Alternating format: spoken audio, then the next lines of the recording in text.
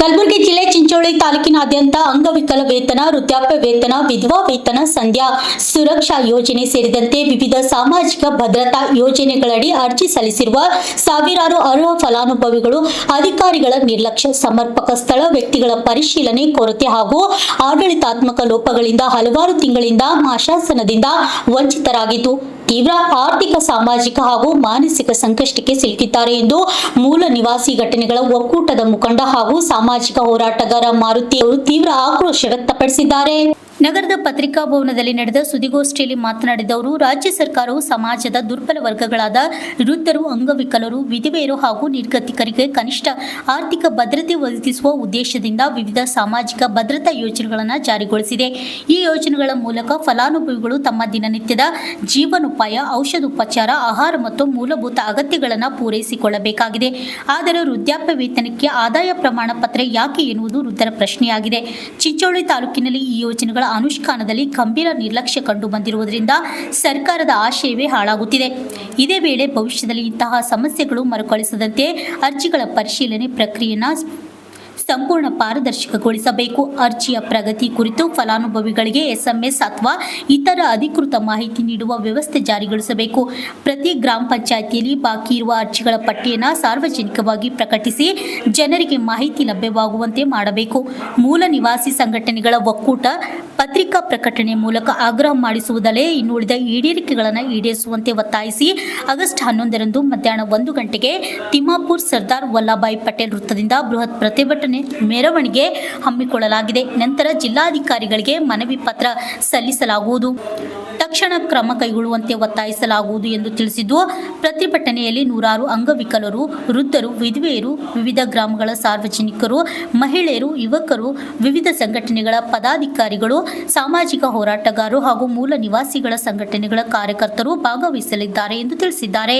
Bureau report, RJ32 Kannada news, Kalaburagi. ವಿಫಲ ಆಗ್ಯಾವ ಅಂತೇಳಿ ಹೇಳಕ್ಕೆ ಇಷ್ಟಪಡ್ತೀವಿ.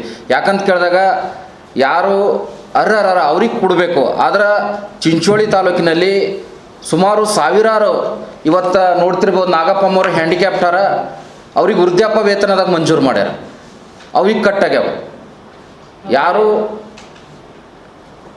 ವಯಸ್ಸಾಗ್ಯದ ಅವ್ರಿಗೆ ವಯಸ್ಸು ಆದವ್ರಿಗೆ ರೊಕ್ಕ ಕಟ್ಟಾಗ್ಯಾವ, ವಯಸ್ಸು ಇದ್ದವ್ರಿಗೂ ಕೂಡ ರೊಕ್ಕ ಹೊಂಟಾವಂಥವು ಸುಮಾರು ಚಿಂಚೋಳಿ ತಾಲೂಕದಾಗ. ಇದರಿಂದ ಭಾಳಷ್ಟು ಜನ ವಂಚಿತರಾಗ್ಯಾರ. ಅವ್ರದ್ದೇನು ದಿನಗಳು ನಡೆಸ್ಲಕ್ಕೂ ಇವತ್ತು ಔಷಧಿ ತರ್ಲಕ್ಕಾಗಲಿ, ಇವತ್ತು ಊಟ ಅವ್ರೇನು ದಿನನಿತ್ಯದ ಕೆಲಸಕ್ಕೆ ಭಾಳ ಅಡೆತಡೆಗಳಾಗ್ಯಾವ. ಅದಕ್ಕೆ ಸರ್ಕಾರಕ್ಕೆ ನಾವು ಏನು ಆಗ್ರಹ ಮಾಡ್ತೀವಿ ಅಂದ್ರೆ ಮರುಪರಿಶೀಲನೆ ಮಾಡಬೇಕು. ಪ್ರತಿಯೊಂದು ಗ್ರಾಮ ಪಂಚಾಯತ್ ಮಟ್ಟದಲ್ಲಿ ಮಾಶಾಸನ ಶಿಬಿರಗಳನ್ನು ನಡೆಸಿ ಜಾಗದ ಮೇಲೆ ಯಾರು ಅರ್ಹರ ಅಂಥವ್ರಿಗೆ ನೀವು ಜಾಗದ ಮೇಲೆ ಮಾಶಾಸನ ಮಂಜೂರಾತಿ ಪತ್ರ ಕೊಡಬೇಕು. ಅಲ್ಲದೆ ಯಾರು ಮಧ್ಯವರ್ತಿಗಳಿಂದ ಬಂದಂಥ ಅರ್ಜಿಗಳಿಗೆ ಮಾತ್ರ ಪರಿಗಣನೆಗೆ ತಗೊಳ್ಳತ್ತಾರೆ. ಇವತ್ತು ಇನ್ಕಮ್ ಎಷ್ಟು ಕೇಳ್ತದೆ, 32,000 ಇದ್ರೆ ಮಾತ್ರ ಸಂಧ್ಯಾ ಸುರಕ್ಷೆ, ವೃದ್ಧಾಪ್ಯ ವೇತನ, ವಿಧವಾ ವೇತನ ಮಾಡ್ತೀವಿ ಅಂತೇಳಿ ಹೇಳ್ತಾರೆ. ಆದರೆ ವೃದ್ಧಾಪ್ಯ ಅಂತಂದರೆ ಅವ್ರಿಗೆ ವಯಸ್ಸಾದ್ಮೇಲೆ ಅವರಿಗೆ ವೃದ್ಧಾಪ್ಯ, ಅದ್ರ ಹೆಸರೇ ವೃದ್ಧಾಪ್ಯ ವೇತನ ಅದ, ಅವ್ರಿಗೆ ಯಾಕೆ ನೀವು ಆದಾಯ ಪ್ರಮಾಣ ಪತ್ರ ಕೇಳ್ತೀರಿ ಎಂಬುದು ನಮ್ಮದೊಂದು ಪ್ರಶ್ನೆ ಅದ.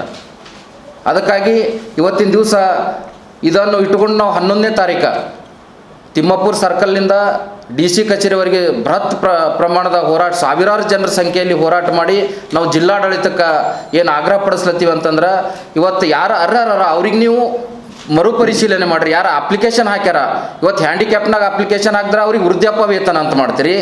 ಇವತ್ತು ಗಂಡು ಸತ್ತಂಥ ಹೆಣ್ಮಕ್ಳಿಗೆ ವಿಧವಾ ವೇತನ ಹಾಕಿದ್ರೆ ನೀವು ವೃದ್ಧಾಪ್ಯ ವೇತನ ಅಂತ ಮಾಡ್ತೀರಿ. ಇದೆಲ್ಲ ಸಂಪೂರ್ಣವಾಗಿ ಅಧಿಕಾರಿಗಳು ಎಚ್ಚರಿಕೆಯಿಂದ ಕೆಲಸ ಮಾಡಬೇಕಂತೇಳಿ ನಾವು 11ನೇ ತಾರೀಕು ಸುಮಾರು ಸಾವಿರಾರು ಈ ಸಾಮಾಜಿಕ ಭದ್ರತಾ ಯೋಜನೆಯಿಂದ ವಂಚಿತರಾಗಿರ್ತಕ್ಕಂಥ ಸಾವಿರಾರು ಫಲಾನುಭವಿಗಳು ಸೇರಿಕೊಂಡು ಮೂಲ ನಿವಾಸಿ ಸಂಘಟನೆಗಳ ಒಕ್ಕೂಟದ ವತಿಯಿಂದ ನಾವು ಹೋರಾಟ ಮಾಡ್ಲಿಕ್ಕೆ ನಿರ್ಧಾರ ಮಾಡಿದ್ದೀವಿ. ಅದಕ್ಕೆ ತಮ್ಮ ಮೂಲಕ ಜಿಲ್ಲಾಡಳಿತಕ್ಕೆ ನಾವು ಹೇಳಕ್ಕೆ ಇಷ್ಟಪಡ್ತೀವಿ. ವಯಸ್ಸು ಇದ್ದವರು ಕಟ್ಟಾಗ್ಯಾವ ಸರ್. 65 ವಯಸ್ಸು ಯಾರಿಲ್ಲ, ಅವರು ಡಾಕ್ಯುಮೆಂಟ್ ಚೇಂಜ್ ಮಾಡ್ಕೊಂಡಾರ. ಅವ್ರು ಚೇಂಜ್ ಮಾಡ್ಕೊಂಡು 65 ವರ್ಷ ಮಾಡ್ಕೊಂಡಾರ. ಅಂಥವ್ರು ಚಾಲು ಅವ. ಹಕ್ಕಿಕತ್ನಾಗ ಯಾರು ಬರಬೇಕು ಅವ್ರು ಬಂದಿಲ್ಲ. ಇಲ್ಲಿ ನೋಡ್ರಿ, ಈ ವ್ಯಕ್ತಿದು ಇದೊಂದು ವಯಸ್ಸದ, ಆತನದು ಹೊಂಟಿಲ್ಲ. ಈ ಅಧಿಕಾರಿಗಳು ಮಧ್ಯವರ್ತಿಗಳು ಇದ್ದಾಗ ಮಾತ್ರ ಅವರು, ಈ ವ್ಯಕ್ತಿದ್ನೂ ಕೂಡ ಇಲ್ಲ ಸರ್. ಪೂರ ಸಂಪೂರ್ಣವಾಗಿ ಒಂದು ಕಾಲಿಲ್ಲ. ಈತ ಅಪ್ಲಿಕೇಶನ್ ಹಾಕಿದ್ರೆ ಈತಂದು ರಿಜೆಕ್ಟ್ ಮಾಡ್ತಾರೆ. ಕಾರಣ ಏನು ರಿಸರ್ಚ್ ಮಾಡ್ತಾರೆ? ಕಾರಣ ಅಂದ್ರೆ ಮಧ್ಯವರ್ತಿಗಳು ಅವ್ರಿಗೇನ ದುಡ್ಡು ಕೊಟ್ಟರೆ ಮಾತ್ರ ಇದು ಮಾಡ್ತಾರೆ. ಸಂಖ್ಯೆ ಎಷ್ಟಿತ್ತು ಮೊದಲ, ಈಗ ಎಷ್ಟು ಮೊದಲು 50,000 ಇತ್ತು ಅಂತ ಹೇಳ್ತಾರೆ ಸರ್ ಅವರು. ಹೇಳ್ತಾರಲ್ಲ ನಿಮ್ಗೆ, ನೀವು ಇದೆಲ್ಲ ಮಾಡಿದ್ರು ನಂಬರ್ ಕೊಡ್ಬೇಕಲ್ಲ. ನಂಬರ್ ಕೊಡು ಅಂತಂದ್ರೆ ಡಿಲೇ ಮಾಡ್ಯಾರ ಸರ್. ನಾವು ಕೊಟ್ಟಿವಿ ಇನ್ಫಾರ್ಮೇಶನ್ ನೆಟ್ನಾಗ. ಮೊದಲು ಎಷ್ಟು ಇದು, ಈಗ ಎಷ್ಟು ಎಲಿಜಿಬಲ್ ಮಾಡ್ಯಾರ, ಎಷ್ಟು ರಿಜೆಕ್ಟ್ ಮಾಡ್ಯಾರ? 50,000 ಈಗ 15,000 ಅಂತ ಹೇಳ್ತಾರೆ. ನೀವು ದಾಖಲಾತಿ ಕೇಳ್ತೀರಿ, ಕರೆಕ್ಟ್ ಅದ. ಹೌದು ಸರ್. ನೀವು ಸರ್ವೆ ಮಾಡಿ ಅಂತ ಹೇಳಿದ್ರಲ್ಲ, ನಿಮ್ಗೆ ಎಷ್ಟು ಕಂಡು ಬಂದವು? ಈಗ ನಮಗೆ ಸರ್ವೆ ಮಾಡಿದ್ರಾಗ ಸುಮಾರು ಒಂದು 200 ಜನ ಕಂಡು ಬಂದಾರ ಸರ್. ಈಗ ನಾವು ಒಂದು 15-20 ದಿನದ ಮಾರ್ನಿಂಗ್, ಅರ್ಲಿ ಮಾರ್ನಿಂಗ್ ನೈಟ್ ಡಂಗೂರ್ ಸಾರಿಸಿ ಮಾರ್ನಿಂಗ್ ಹೋಲತ್ತೀವಿ, ಹೋಗಿ ಅವ್ರ ಡಾಕ್ಯುಮೆಂಟ್ ನಾವು ಕಲೆಕ್ಟ್ ಮಾಡತ್ತೀವಿ. ಅವು ತೊಗೊಂಡು ಬಂದಮೇಲೆ ಡಿ ಸಿ ಅವ್ರಿಗೆ ಡೈರೆಕ್ಟ್ ಸಬ್ಮಿಟ್ ಮಾಡ್ತೀವಿ. ಸರ್ ನಿಮ್ಮದು VARI ಮಾಡ್ತಕ್ಕಂಥ ಕೆಲಸ ನಾವು ಮಾಡೀವಿ, ಈಗ ನೀವು ಕೆಲಸ ಮಾಡಿಸ್ತೀರಿ ಅಥವಾ ಏನು ಅವರಿಗೆ ಹೇಳ್ತೀರಿ ಅಂತೇಳಿ ನಾವು ನೇರವಾಗಿ ಡಿ ಸಿ ಅವರಿಗೆ ನಾವು ಪ್ರಶ್ನೆ ಮಾಡೋರಿದ್ದೀವಿ ಸರ್.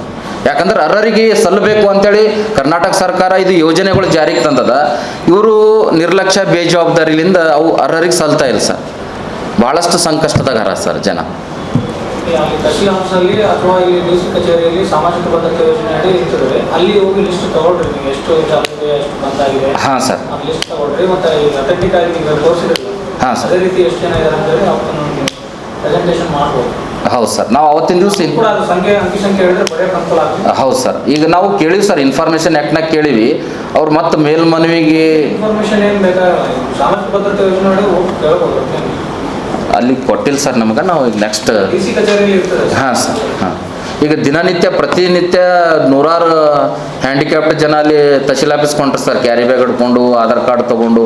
ಅವ್ರು ಕೇಳಿದ್ರೆ ನೆಟ್ ಇಲ್ಲ, ಸರ್ವರ್ ಪ್ರಾಬ್ಲಮ್ ಅದ, ಹಿಂಗೆ ಹೇಳಿ ವಾಪಸ್ ಕಳಿಸ್ತಾರೆ ಸರ್.